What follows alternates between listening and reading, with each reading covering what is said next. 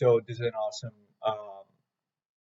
situation where you have text which is filled up in one particular column which needs to be disintegrated. So the objective over here is to just um, get this particular string out of this particular column into this, which comes out to be the vendor's name, right?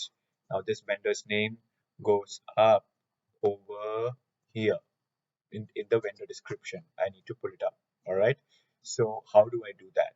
So I see the number one thing is that I see there is company name semicolon, which is um, throughout the entire column, right? So number one thing would be um, I could easily do like and company name doesn't appear anywhere else. So I can do it two ways. I can either do the delimiting function and then do like a semicolon on it, um, or else I could just do a search and replace sort of search and replace function. So I go on to the search and replace.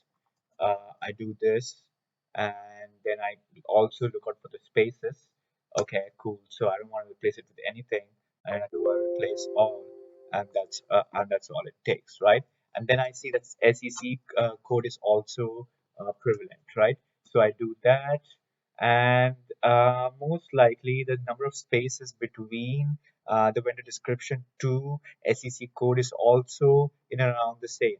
So but just to be sure about that, what I'm going to do is that I'm going to just do a trim function and do this, just so that the spaces are exactly homogeneous. So I do this and then I copy this as values. Okay, so now on this, I'm going to perform my function, for which I'm going to take all this stuff out and I want to replace that with absolutely nothing, right? So I go over here, I do this, I do this, and then I go to place all. So that's another step that I'm going to do. So now I've come up with this particular data. Now I see that this 106131 is popping up every single place, but thankfully it's homogeneous as well. So what I would do is I would do the same thing. I would just go and do a search and replace function. I'll go over here, I'll do this, I'll replace this, okay, and then I am going to do nothing. Okay, so now we are done with this. Uh, so if you look at it, okay, over here we still left with the health net SEC code, right? So we don't want to have this. So this thing also needs to go, and then we can trim it again. So we're gonna do this. We're gonna go over here. We're gonna do replace this one, replace all, and voila. Okay, so that's also done. Now we're going to see if there's anything else left. Bank card 3241 is important because those are the four digits the um, of the bank account number. And everything else almost looks cool.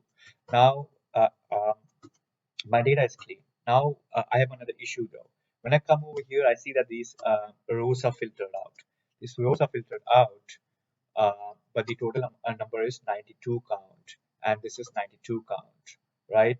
But I can't go over here and then just copy values. It just won't happen, right? So that's a wrong thing to do. Neither can I actually go over here, do a control G, go to special, go to visible cells only, and then go over here and either do a control V or do a control ESV. It just will not happen. It just will not happen, right? So let's try to see this. See, I'm going to get this. The issue is that we cannot do that when the rows are filtered out. The only way to kind of go around it is through sort function. So I'm going to do a sort function.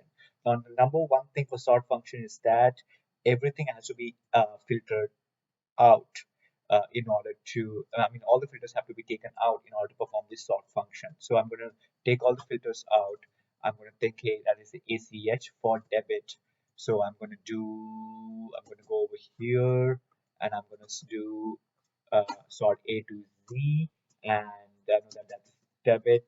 So I'm going to do Z to A, and then I'm going to just do a count check, right? So I'm going to go all the way out to the end of debit.